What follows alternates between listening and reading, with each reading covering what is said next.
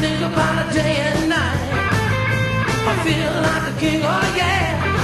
I'm ready, can't help but stand. Such a rush, baby. Oh, when you touch me, baby. Such a rush, baby. Good afternoon, ladies and gentlemen. You're listening to Viva ENT. This is Johnny the Capo, your host. I'm not in the studio today, but my producer is Mr. Eric C.C. Ryder. Yes, good afternoon, sir. Thank you. And, listeners, we have a great show for you today. We have a repeat performance of last week's show, legendary producer Mr. Snuff Garrett, his daughter, friends, and Buzz Cason. I mean, it just doesn't get any better than that as far as rock and roll history. All looking back on the great career of Snuff Garrett, the producer, along with Jerry Osborne, of course, our talent coordinator. Right. Now, isn't that something about Snuff? I mean, he's one of those guys that, the general public doesn't really know the name off the top of their head, but he's like one of the, the biggest contributors of the rock era. Well, that's what's great about Viva ENT is you get a rock and roll education when you listen to the show. I love that, no question about it. Ladies and gentlemen, I'm not in the studio today. I will be back next week, and we have Jerry Osborne with a great interview from one of the biggest teen idols of the early 1960s, from 1959-ish to 1963, and even more than that, actually, Bobby Vee. And yes, indeed, that's coming up in the second half of the show. Second half of the show, we're going to repeat last week's show with Snuff Garrett. So enjoy, ladies and gentlemen. This is Johnny the Capo. I'll take you now. See you later, and I'll see you next week. Thank you, Eric. Jerry, take it over. Oh, I got it, and thank you for the introduction. Well, first of all, a friend of mine of about 30 years is Cary Mansfield. He's the vice president of A&R from Varèse Sarabande Records. Oh, my gosh. Without a doubt, one of the best reissue label for stuff from the golden age, as well as soundtracks and original cast, too. But Cary, in particular, handles the vintage material. And so, Cary, tell us just a brief bit about what you do and how you do it, and then people will have a better idea, because not everybody even knows what A&R means. Well, sure. Well, hi, Jerry. First of all, thanks for having us on your show. Absolutely. And we, basically we, well, first I have to say that I'm a big music fan myself, and I guess I started doing this because of the fact that I guess I could say I'm a music junkie, and I've been with Varèse Sarabande for more than 20 years. And we saw a need in the marketplace. There's obviously was Rhino Records and other labels at the time, and we realized that there were things that they weren't doing, so we did the research, and I knew the artists very well from my own record collection, and started putting together some greatest hits collections or reissues or things like that for artists that just weren't available. And we've been doing it ever since. And there's always a need. There's still a need. It's amazing after all this time that there's a lot of music just not available. Whether it be maybe a single version of a particular song that you can't find that you've heard on the radio growing up, or an album that's been out of print for 40 years. I mean, it's just amazing how much stuff is unavailable. Well, and I'm just, like I said, I'm a music junkie, and there's just always things to find, and I love doing it. Yeah, this is Johnny. I'm a music junkie myself, and a lot of our listeners are probably familiar with Rhino Records because you see it on TV all the time. Sure. About the reissues and the great, the great albums and all the great stuff that you guys are coming up with. And so today's show is about Snuff Garrett, and it's fascinating the career that he had. Well, Cary knew him, so Cary will deviate now to his connection with Snuff. That would be great. Yeah, well, sure, and I mean, all I can say is I was a fan of his long before I ever met him. Wow. And I mean, I was a fan of his probably since 1965. Probably the first record I ever heard that he produced, that I knew he produced, was This Diamond Ring by Gary Lewis and the Playboys. Right. And at that point, I realized that he was just a great record producer, and I always looked for his name on all the records that I was buying, and I knew what he was producing, and knew that it was great production and great songs, and so I followed him through the years, and so I was very, very fortunate to be able to work with him, much later, of course, and on some of his catalog, and I just, what can I say, I was a fan from the very beginning, and just a very talented record producer, and just was amazing the music he was able to produce and put out. Cary, this is Brad Buckles. I had a quick question for you. Hi. When you say that there is a great producer as opposed to like a good producer, anybody in music knows that the greats have like these characteristics or these well-known things that they're known for. What was it that made him kind of stand out?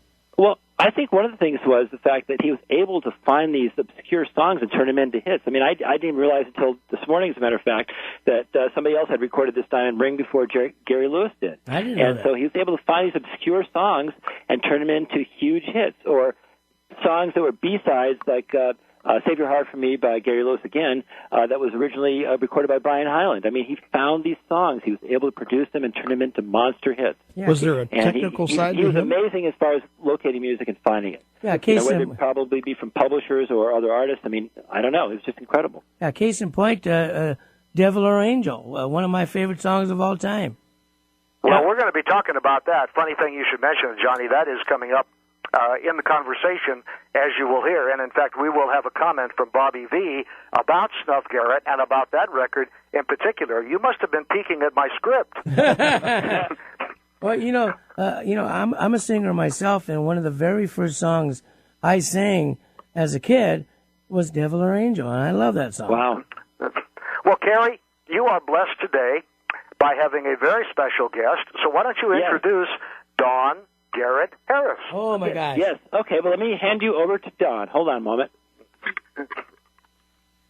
Hi, Jerry. Hi. You are with everyone now. So, Dawn, hi. tell us how you were involved with Snuff and his work. I don't know your age at any particular point in his career, but didn't you even work with him a little bit along the way? I actually didn't work with him. I'm currently 45 years old. Obviously, it's my father, and I sat in many, many sessions and went to the studio lots, and would get very excited when he'd come home, and he'd be very excited about some kind of, hit he'd recorded that day, and he would put it on, and we would all sit quietly, silently, and he would play it very loudly, and we would listen to whatever it was over and over, 2 or 3, 4 times, and we'd all be ecstatic and happy and proud, and so that's one aspect. Obviously, in the studio too, when you'd watch him, it was great. Obviously, there's lots of pride there. The guy was a hit maker. Well, He to definitely say was the a hit least, maker. he had 162 charted hits that he produced. That's 162. Think about that. Yeah, that's phenomenal. amazing, and in fact that you assembled that and put that out there for people to see. I wasn't even completely aware of that, and so my sisters, my family, all of us, we were really touched and impressed and happy and so appreciative that you did that, Jerry. Well, I'm so happy to have done that. When you give me a moment of reminiscing about things that you did with your dad, we have a very special guest from your past who has some very special memories of Snuffy to share, and I'd like this guest to come in and sign in, please, from Nashville, Tennessee. Hello. Hey, get on the phone. It's fun. I'm on the phone. Yeah, I've been enjoying this conversation about my good friend Snuff, and Yeah. great to hear Dawn's voice. When we had you on the show a few weeks ago, we talked a lot about your career and so forth, but we never really talked about Snuff, so I thought now we could talk about him since this is the day. Buzz Cason, my pal. Yeah, well I'm always happy to talk about Snuff, and was honored to be working with him and part of his early career in Los Angeles, and then here in Nashville also. because he came in to record the Statues, a group that was on Liberty, a vocal group composed of myself and Richard Williams of the Casuals and Hugh Jarrett of the Jordanaires and the legendary Mary John Wilson. And we cut, Snuff produced one of his very first chart records on us, which was the old standard Blue Velvet. And he had, I believe he had already had Johnny Burnett's Dream, and a lot of the folks, and maybe even guys your age, may not even remember the really early Liberty records that Snuff did, you know, that were big hits. But Dreamin' was one of them, and You're 16, You're Beautiful was also one of them.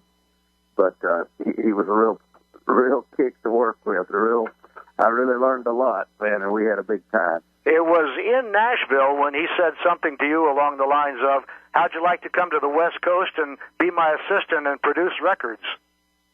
That's right.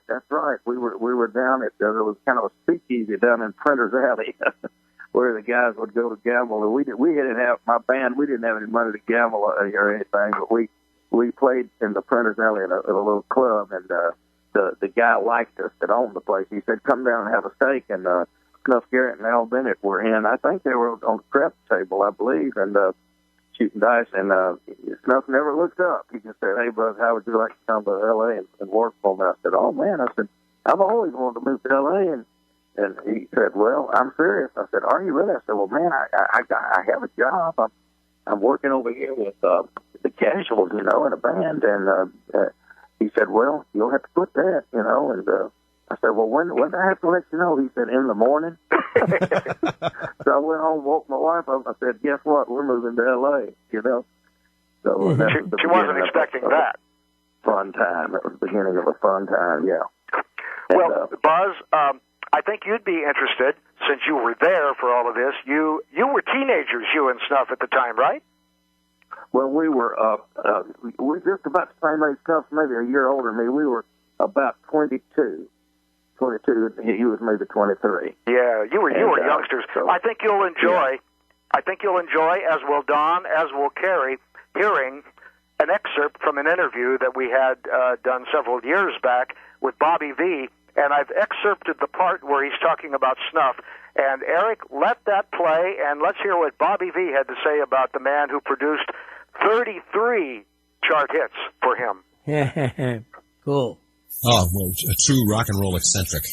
Snuffy grew up in the Dallas area, and in fact, my first hit, a song called Devil or Angel, was a favorite of Snuffy's, and we were the original version by the Clovers was a song that he had grown up loving. And we were doing an album called Bobby Vee Sings Your Favorites, and there were a lot of ballads in there, and he said, how about Devil or Angel? And I said, I've never heard it, never heard the song. He said, you don't remember the Clovers, Devil or Angel? I said, no, I don't. He said, this is one of my favorites, so we got to do this song.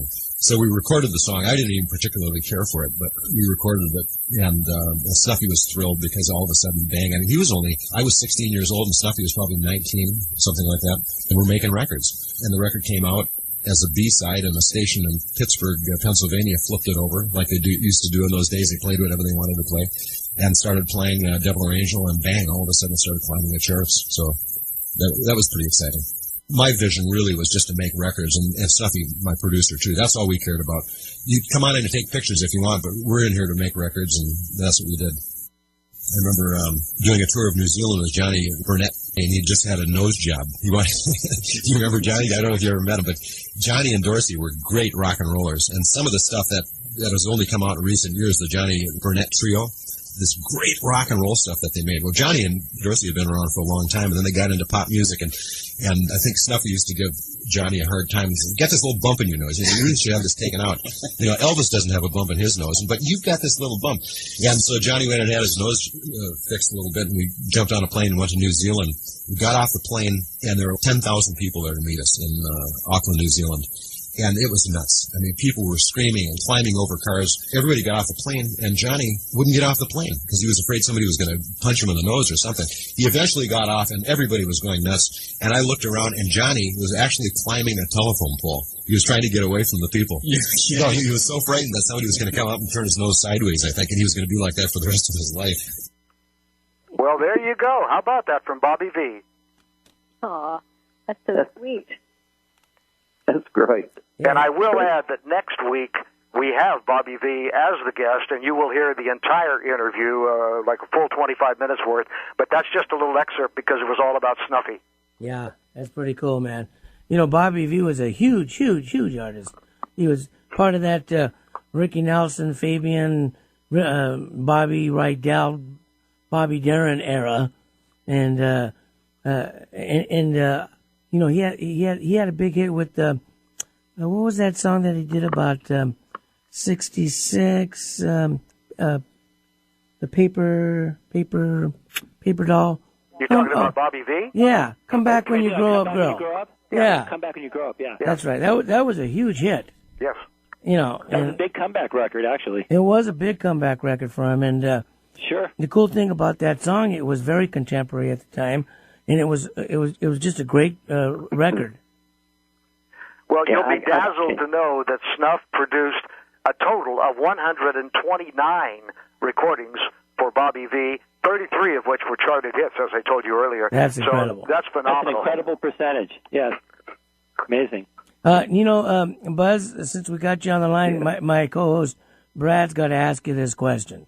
So we, here in the Northwest, one of the bases when we first started this radio program was to find out who was more of a Beatles fan or more of an Elvis fan when they first started. What would you say your influences were?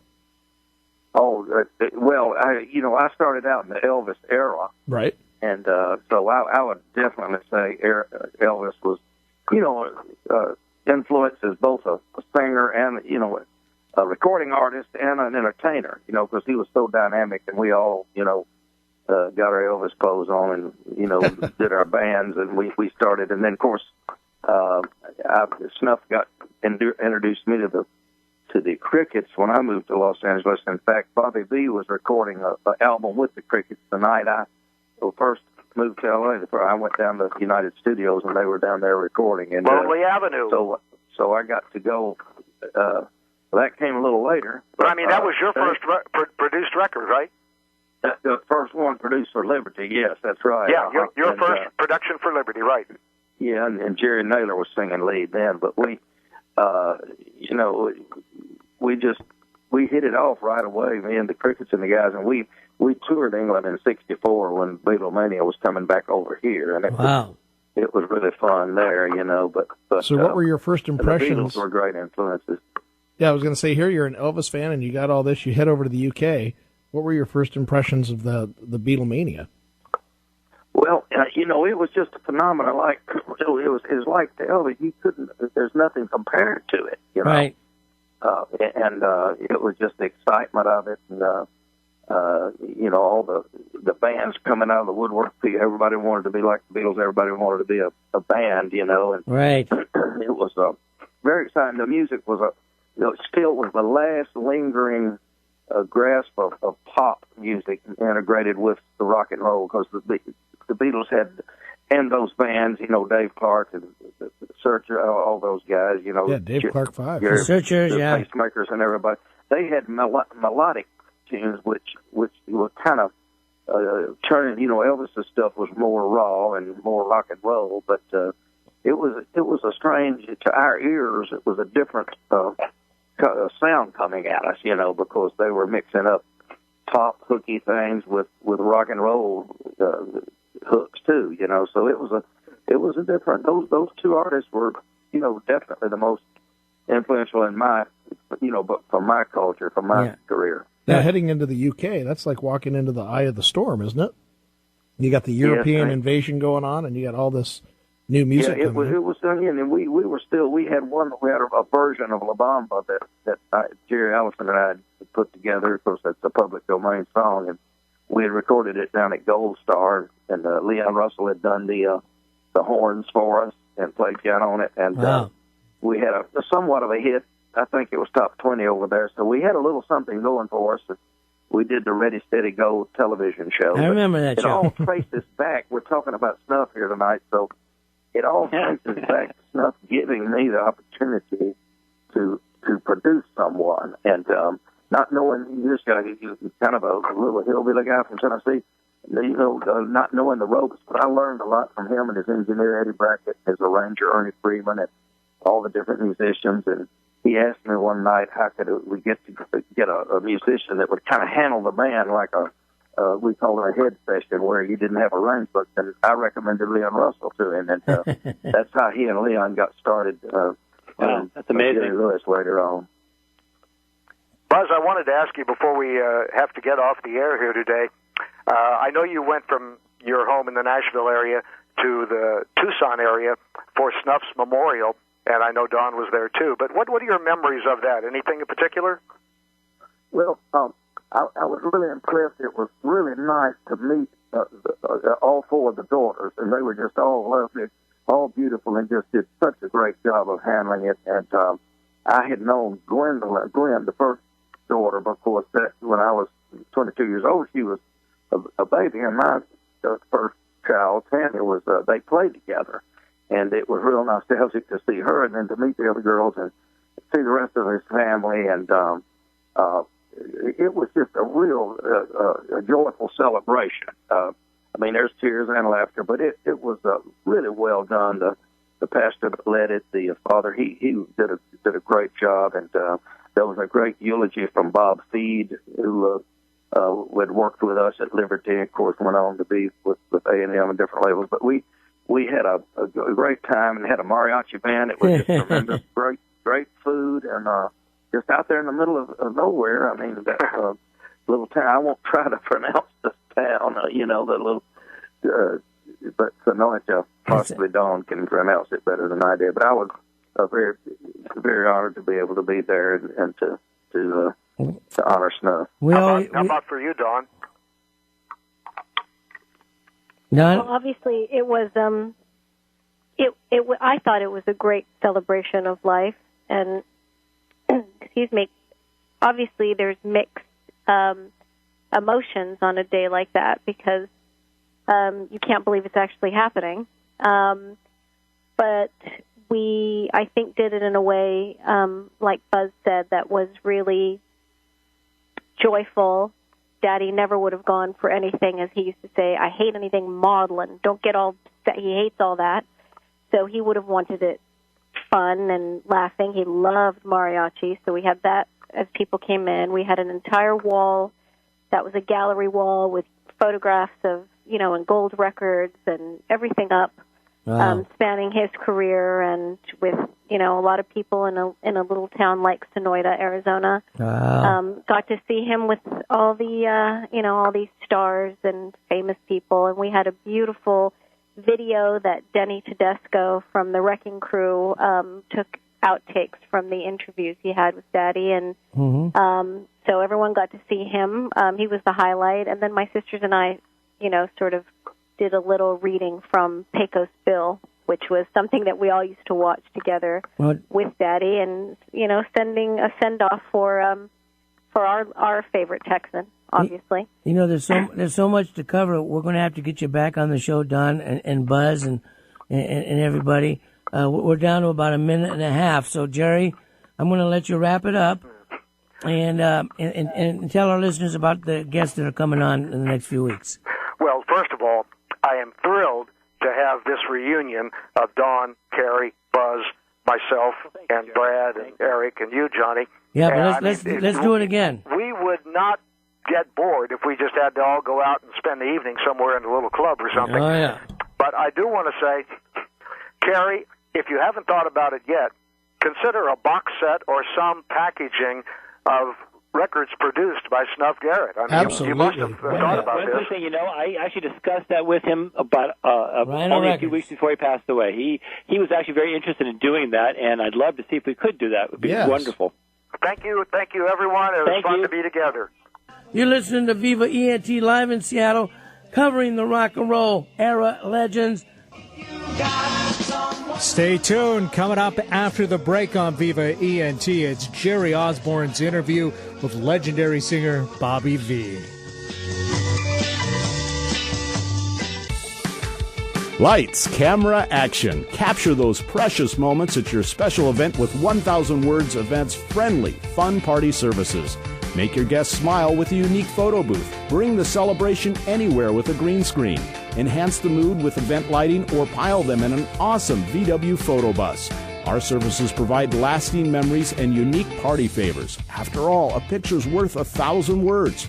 See for yourself what we do at 1000wordsevents.com or call us at 253-380-2026. Let's make some memories. Online at 1000wordsevents.com or 253-380-2026. Dr. Amanda Wong and the team at Art of the Smiles provides comprehensive dental services at affordable prices. Their convenient location in Federal Way and their extended hours fits the needs of both families and working professionals. Whether it's transforming your smile through some of their cosmetic therapies or simply having your teeth cleaned, Art of the Smiles provides individualized care plans that address your priorities and needs. Visit artofthesmiles.com or call 253-839-4048. That's 253-839-4048 for same-day scheduling. Most insurance is accepted, from cosmetic procedures to implant placement, molar root canals treatment, or wisdom teeth extractions. Life's a celebration. Grand Event Rentals makes your event their top priority. They are your full-service, special event, and party rental provider, supplying everything you need from start to finish.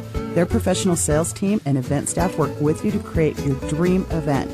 With every event, Grand Event Rentals customers' needs are the most important. Whether you're planning an intimate outdoor wedding or an elaborate black tie gala, the Grand Event Rentals specialists make great pride in providing our event planning experience to help create an unforgettable event. Please go and visit the Bellevue Showroom, Grand Event Rentals, or make a one-on-one appointment. Talk to them. They're trained, they're knowledgeable, they're event specialists, and they are going to take you through step-by-step everything that you need to make your day a success. Call Grand Event Rentals. Their number is 425-462-7368, or go to grandeventrentalslaw.com. Attention business owners. Experience a new world of business with Barter. The Saturn Barter Company, located in Tacoma, is one of the most beneficial business decisions you can make. Using Saturn Barter, you are able to sell your products or services to other members of the exchange. You can then use that credit you've built up from your sales to purchase the products or services you or your company needs from other companies within Saturn Barter, all without the use of cash. Contact and join Saturn Barter Club today, 253-212-9930, or online at SaturnBarter.com. Is your vehicle needing some attention? Take it over to Maddie's Tuning and Shoreline for fast, affordable car care. Trusted, professional. Maddie's services all makes and models and has been trusted in the Puget Sound for almost 60 years. Call Brian Maddie at 206-364-3347 or stop by his convenient location in Shoreline right on Aurora at 152nd. Maddie's Tuning. Call 206-364-3347. Trusted for almost 60 years to keep you safe and on the road. Brides, do you want your big day to be stress-free, perfect, and stay within your budget? Well, Brides Club has all the inside information to make your dream a reality. Go to bridesclub.com. That's bridesclub.com. See upcoming bridal shows and events, view wedding vendors and special offers. And don't miss The Spotlight, the premier online wedding magazine with valuable articles you can't afford to miss. Brides Club helps make your wedding stress-free and perfect. Go to bridesclub.com. Check out bridesclub.com. Proud to bring variety to your radio dial. Alternative Talk, 1150 AM. Take good care of my baby. Please don't ever make her blue. Just tell her that you love her. And welcome back to Viva ENT Radio. That was a little bit of Bobby Vee, Take Good Care of My Baby. I'm the producer of the show, Eric Ryder.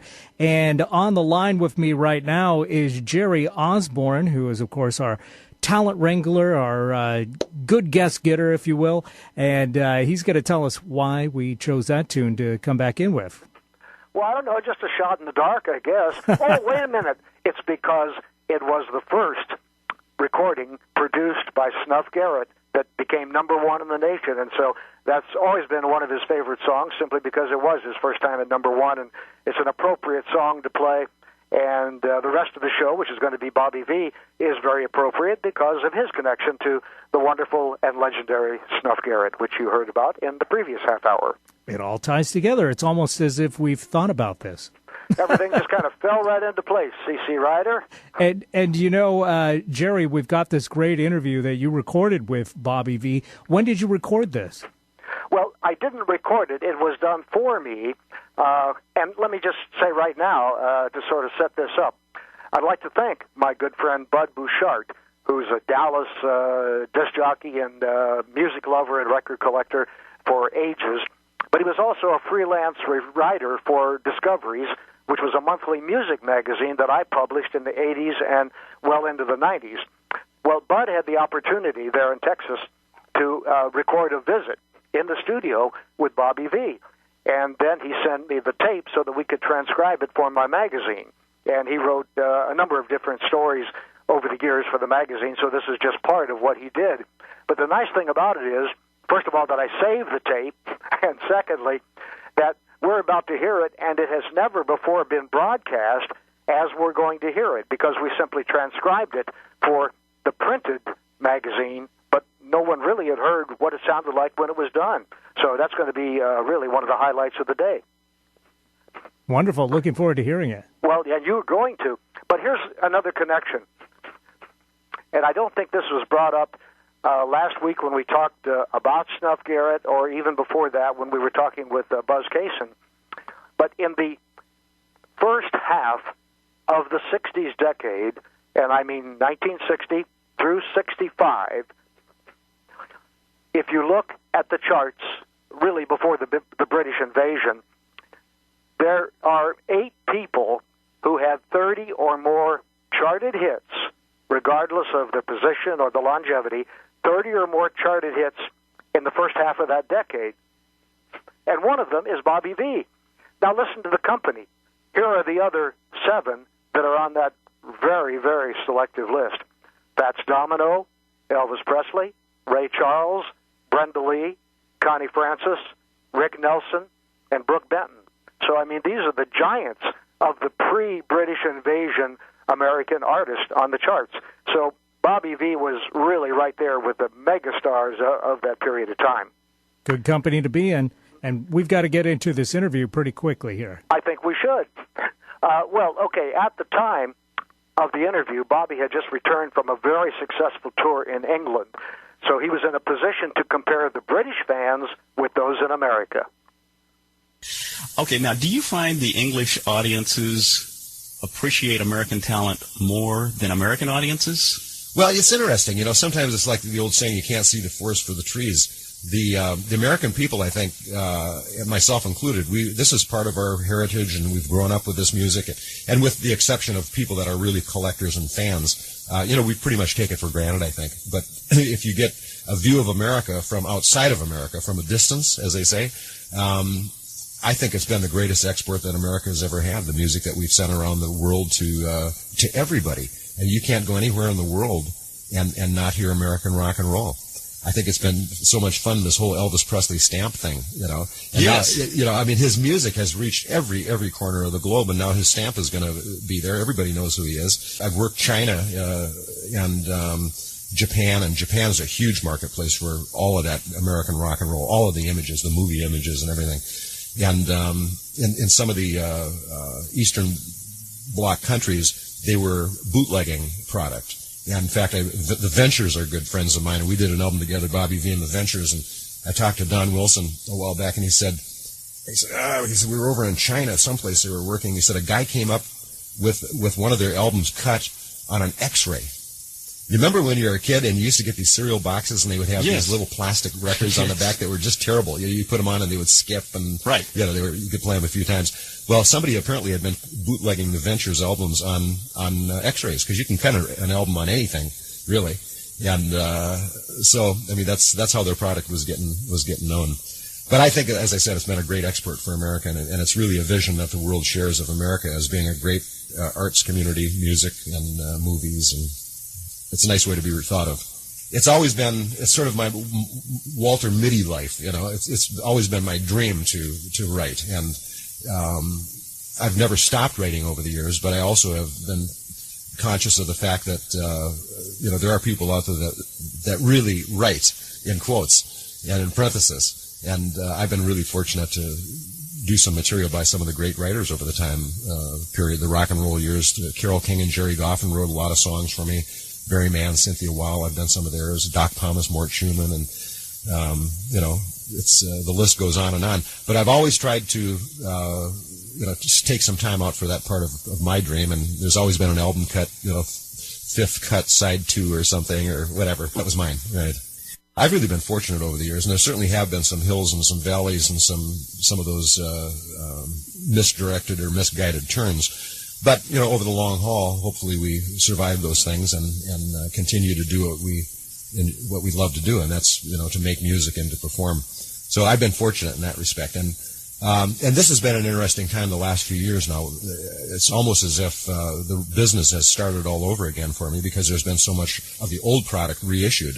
In the last 2 years, I've had 4 CDs that have come out, and that's amazing to me. It's it's a whole new marketplace, and yet a lot of the people that grew up with the music are buying it. In some cases, their kids are buying it, and so to be able to have the old stuff and the new stuff to make available to the public is really kind of mind-boggling for me after 30 years. There's a lot of stuff that really is hard for me to get a handle on, especially the rap stuff. And it's just not part of my culture and not part of where I come from. But I like to think of it in terms of not having lost anything. We really haven't lost anything as a society of people. I don't think we've had. It might be a little more confusing. We have a lot more choices and there are a lot more options. But nothing has gone away. I mean, we have the big band music of the 40s and the 50s, and the rock and roll is more alive than it's ever been. Thanks to stations, programming it, and thanks to the record companies again that are putting it out on the marketplace, and so we're really in pretty good shape in that respect. Having recorded, over so many years, occasionally people will come up and say, geez, why don't you do another song like "Take Good Care of My Baby," or do a song like "Devil or Angel," and I've actually done songs like "Take Good Care of My Baby," but when you do them, you'll get somebody else that'll say, well, it sounds too much like "Take Good Care of My Baby," let's hear something fresh and original. So it's if you get caught in that trap, there's no way out of it. I thought to myself, trying to move on in our lives and in our careers, and I thought, well, I wonder if I could go back and do a song like one of the old songs. And the song that I'd been working on, I Wouldn't Change a Thing, really lent itself to the Run to Him feel. In fact, I even had the tom-toms in the record, and when we were mixing it down, I thought, oh, wait a minute, it's just a little bit too close to Run to Him. So we took it out and just put brushes in it. Susie Babe, was that about a girlfriend or somebody you knew in school? I was a sophomore in high school, and I wrote it in study hall. Yeah, that's right. And I've written since I was small. See, this has always been with me. And I really had no intentions of getting into this business. It was just odd the way that I backed into it. But Susie Baby I wrote in study hall, and when the opportunity came along to make some records, I had probably 15 songs that I'd written. And, in the early days of the band, we were working them out, and so we were ready when the opportunity came along. You cut for a little record company called Soma? It was a polka company. Polka? Yeah. It was all of the great polka bands in the upper Midwest, and then Bobby Vee and the Shadows. I don't know too much about Bobby Vee before Susie Baby. What got you into music?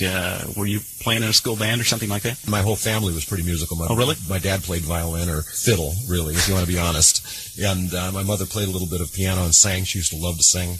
Older brothers played in the high school band. It was trombone, trumpet, and saxophone. And then when rock and roll came along, it was guitar. Everybody got rid of their horns, and we got the guitars, and then the amplifiers, of course. And I used to go to all the shows that came through the area where I live in the upper Midwest, and it was all country music at that time. And occasionally on the country show, there would be a rock and roll act that was also part of the show. Jerry Lee Lewis, I remember seeing him. He was the opening act on a Ray Price show. I remember seeing Johnny Cash when he came through the area. And I remember when he was doing his Elvis Presley impersonation in the show. And Marty Robbins and people like that. And then eventually, the rock and roll act started coming through. But I used to go to every show, and I was one of those, 12, 13, 14-year-old kids that I knew how to get backstage, and I'd stand and watch and see what they were doing, and I'd go stand in front of the stage and listen to the show. And then afterwards, I'd go home at night and take my guitar out and redo the show. We'd sit around and sing all the songs, and to the best of our ability, and reconstruct the whole evening. So it was since I've been little, I've been doing this. How many brothers and sisters did you have? 2 older brothers and my mother and father. When people come up to me and start sharing memories of their rock and roll youth, boy, I can certainly relate to it, because it was exciting for me, too. Going through junior high school and those early influences in my life, the Elvis Presleys and the Buddy Hollys, and then bang, 2 years later, I'm on the stage. This is like a dream come true for me. And then to actually be able to go in and make records, I mean, what a deal. Let's see, you took Buddy Holly's place on that tour, didn't you? Not on the tour, but I actually did fill in the night of his death. He was en route from Clear Lake, Iowa, up to Moorhead, Minnesota, and they were scheduled to appear in the Moorhead Armory. Today, the show would be canceled. Back then, they didn't know what to do. Everybody was in shock. So the radio station asked for local talent to fill in, and one of the guys in the band called them, and they said, well, just, we don't know what's going to happen. Come on down. And we did. We just waited in the wings, and all of a sudden, they said, you're on. Did you ever see Buddy? Never did. I've got the CDs, and I have all the originals, or most of the original stuff. Some of the best music in my life is that Buddy Holly music. I was going to ask you about some of the influences and some of the people you worked with in those early days. Snuff Garrett. Oh, well, a true rock and roll eccentric. Snuffy grew up in the Dallas area, and in fact, my first hit, a song called Devil or Angel, was a favorite of Snuffy's, and we were the original version by the Clovers was a song that he had grown up loving. And we were doing an album called Bobby Vee Sings Your Favorites, and there were a lot of ballads in there, and he said, how about Devil or Angel? And I said, I've never heard it, never heard the song. He said, you don't remember the Clovers, Devil or Angel? I said, no, I don't. He said, this is one of my favorites. We got to do this song. So we recorded the song. I didn't even particularly care for it, but we recorded it, and Snuffy was thrilled because all of a sudden, bang, I was 16 years old, and Snuffy was probably 19, something like that, and we're making records. And the record came out as a B-side, and a station in Pittsburgh, Pennsylvania flipped it over like they used to do in those days. They played whatever they wanted to play and started playing Devil or Angel, and bang, all of a sudden it started climbing the charts. So that was pretty exciting. Yeah, when we were in Minneapolis, we had our session was from 9 in the morning until noon.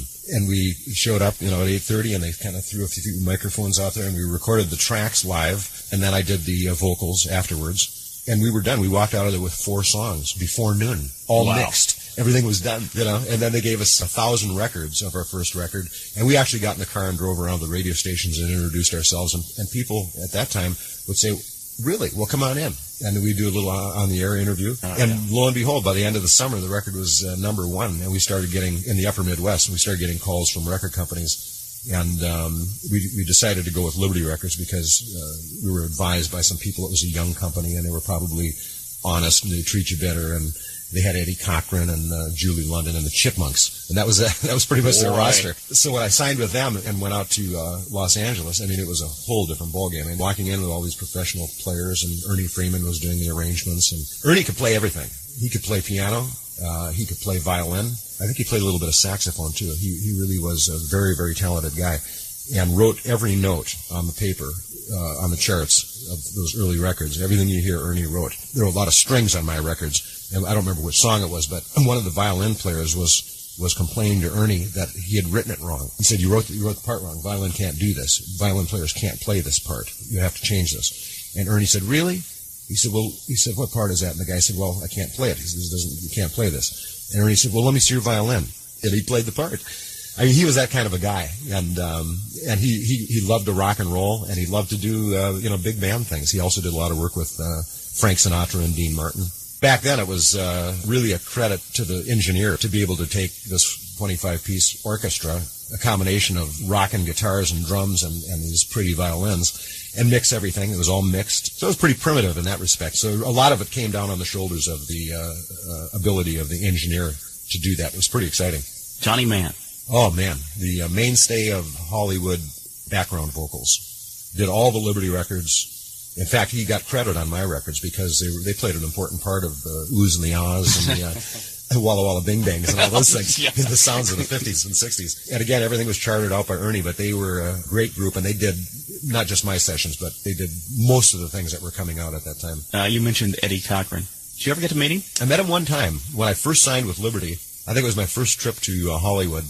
He was kind of coming in one door, and I was coming in another door, and I was introduced to him briefly, and of course he didn't have a clue who I was. I didn't have anything that he would have heard at that point, but he was an important figure in my life, a big Eddie Cochran fan, and so I was pretty impressed meeting him, and it was just a short time after when he died over in England on tour. I just played the hall. That was Eddie Cochran's last hall. It was in Bristol, England. And I've played there several times, and every time I play there, someone will come up and say, you know, this was the last place Eddie Cochran played. I mean, what a legend he is in Great Britain. It's funny, when I go out on tour, like this tour that we did of England, I have a hard time doing things by rote. I don't enjoy, you know, going through the same show, and that's kind of the idea when you go out on tour. You get a show together and you do your show.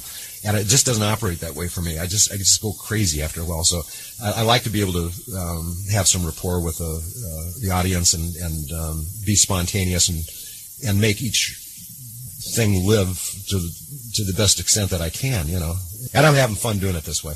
My focus through about the first 4 or 5 years when I was recording for Liberty, through about 65, was just on recording.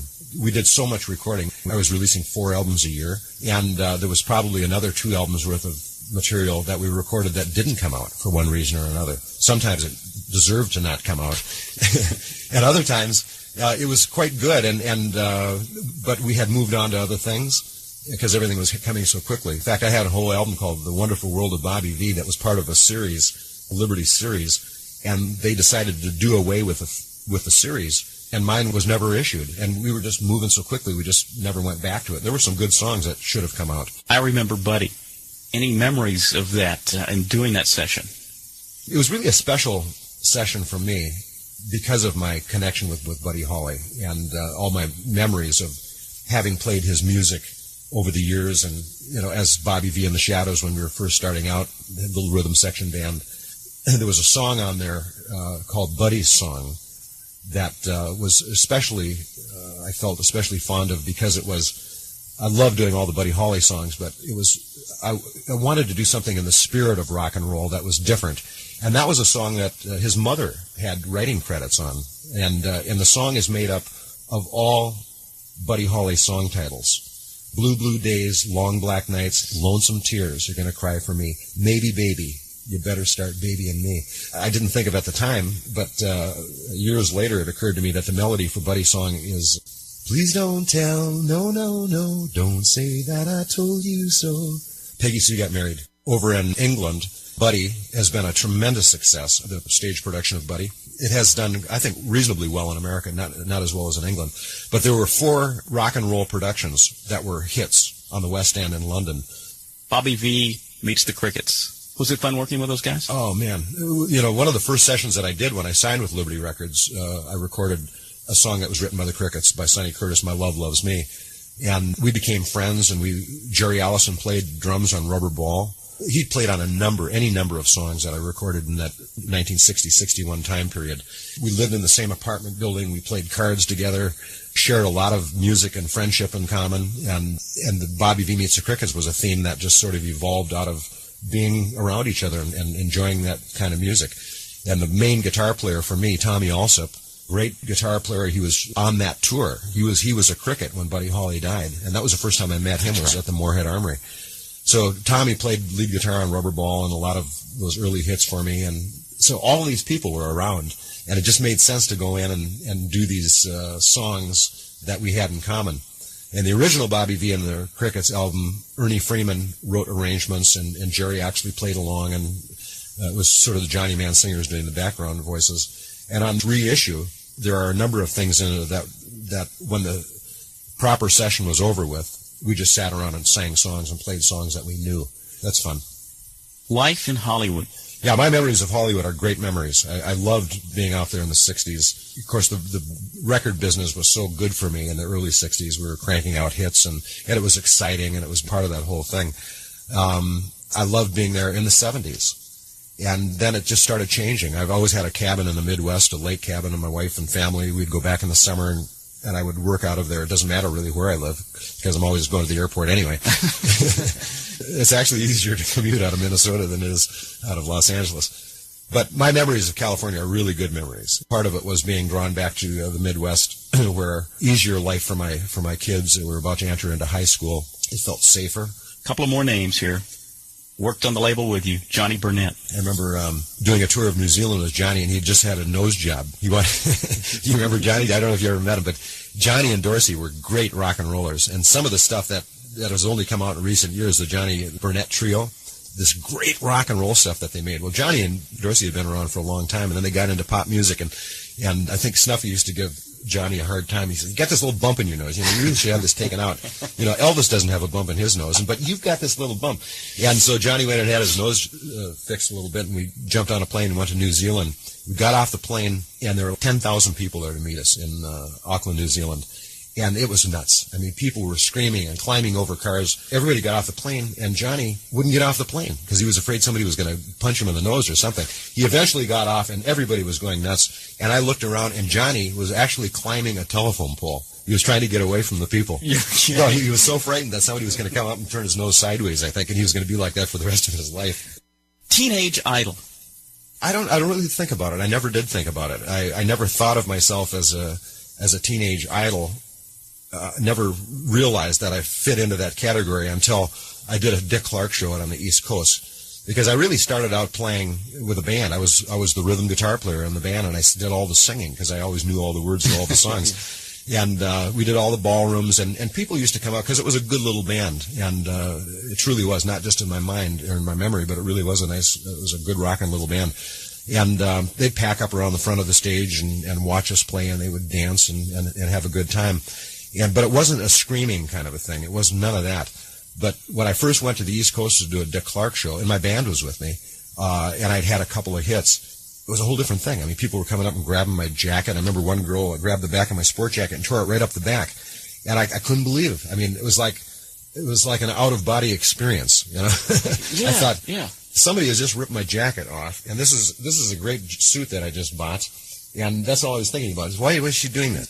Didn't put it all together. So that was a real eye-opener for me. And all this teen magazines and all the things that, along with that, were parts of the business that management encourages and the record company encourages. My vision really was just to make records, and Snuffy, my producer, too. That's all we cared about. You come on in and take pictures if you want, but we're in here to make records, and that's what we did. Rick Nelson. It was my reintroduction to Great Britain. I toured Great Britain a lot in the early 60s and had an offer to go over in 1985 to tour with Rick Nelson, Del Shannon, Bo Diddley, Frankie Ford, and the Marvelettes, and it was called the Rock and Blues Reunion Tour. And it was a full-blown tour, biggest concert venues in the country, and we did about a dozen shows. And it was a tremendously successful tour. And from that tour, I had invitations to go back again. I never worked with Rick Nelson very much. In those recent years, 83 and 84, we had 2-3 shows together a year. And he was always most pleasant. He always had a great band. He was always authentic when I worked with him. And there was a time, you know, when he didn't want to do those early hits, and he didn't want to do Bebop Baby and that stuff, you know. But when we were in England together, it was something else. I mean, that band was cooking, and they did all the Rick Nelson stuff that everybody wanted to hear. He looked great. He was in great shape, and it was a thrill to be on the show with him. And he'd only been to England, I think, one other time for a short period, if I remember right. And it was an exciting package. Del Shannon. My best friend. That was really tough, yeah. In fact, this last of the great guitar players I dedicated to him. We kind of came up together, and I remember the first time I met Del was at the Brooklyn Paramount in New York. We were doing a Murray the K show, and I had Devil or Angel and Rubber Ball, and Del had Runaway. It just had become a huge hit. And he came in from Michigan. He had a green and a black mohair suit. And this guitar that he had picked up, an old Harmony guitar, had a big crack in it. He paid $5 for it, and he thought it was this great find. It was such an ugly guitar with one of those little string ties that you put around your neck. And Del would sit around and play his guitar, and he wanted to take it out on stage with him, but everybody talked him out of it because it was just looked terrible. He said, "Well, I don't know what to do with my hands." So, you know, he didn't know if he wanted to be a rocker or if he wanted to be a pop guy, or he didn't quite know what to do. But it was during that time that he wrote his follow-up to Runaway, which is, of course, hats off to Larry. And Del was a right off the top of the head guy. He'd tell you exactly what he thought. He always knew what was going on with him. We were so young. That was sort of that bonding that you feel with people when you're in high school, and you get back together with them years later, and everything just fits back together again. You know, you don't have to ask a lot of questions. You just accept each other. And so it was always a thrill for me to get together with Del. We were together on his very last show that he performed up in Fargo. He was working in my hometown. And this was a week before he died. And so I was with him during that depression that he was going through. I was on my way to over to Great Britain to do a tour, and I was testing out some new material, and my son was recording my show. And when Del was on, he turned the machine on and recorded Del's show, just trying to get the levels set and everything. He thanked the band. It was the Ricochets, my band, and then he said, "I love you, Bob." And I was standing over in the wings listening to him. But yeah, he was really a special guy. Leon Russell. I saw him evolve from this really quiet guy from Tulsa, came out to Los Angeles that didn't say a word. I mean, he didn't say boo. Always a pretty eccentric guy. To a guy who would stand on the piano bench with his arms waving in the air, rocking out at the top of his lungs. Just a great, great talent. I only had an opportunity to do a couple records with him where he arranged, but he was an amazing arranger, a great pop arranger, and just a great soulful artist himself. One of my favorite people.